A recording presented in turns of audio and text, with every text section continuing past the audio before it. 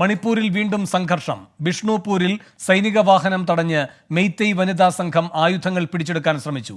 നിതിൻ അംബുജൻ ചേരുന്നു കൂടുതൽ വിവരങ്ങളുമായി. നിതിൻ, എന്താണ് വിവരങ്ങൾ?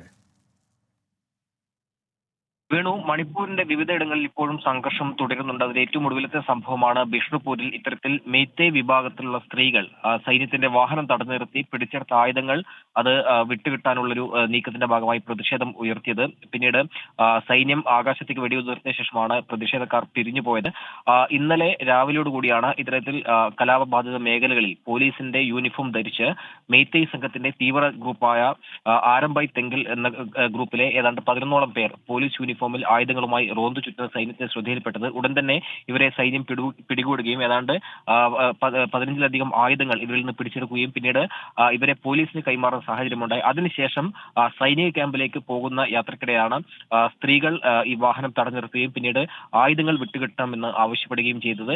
എന്തായാലും വലിയൊരു പ്രതിഷേധം ആ മേഖലയിൽ ഉണ്ടായിരുന്നു. അതിനുശേഷം ആകാശത്തേക്ക് വെടിവെച്ചതിന് പിന്നാലെയാണ് പ്രതിഷേധക്കാർ പിരിഞ്ഞുപോയത്. മേഖലയിൽ ഇപ്പോഴും വലിയ സുരക്ഷാ ക്രമീകരണങ്ങൾ ഇപ്പോൾ മുന്നോട്ട് പോവുകയാണ് സൈന്യം. വിവിധ പ്രദേശങ്ങളിൽ ചുരാചന്ദ്പൂർ, ബിഷ്ണുപൂർ അടക്കമുള്ള വിവിധ മേഖലകളാണ് ഇത്തരത്തിൽ സൈന്യത്തിന്റെ അടക്കം വലിയ സുരക്ഷാ ക്രമീകരണങ്ങൾ ഒരുക്കി മുന്നോട്ട് പോകുന്നത്. ശരി, നിതിൻ അംബുജനാണ് വിവരങ്ങൾ നൽകിയത്.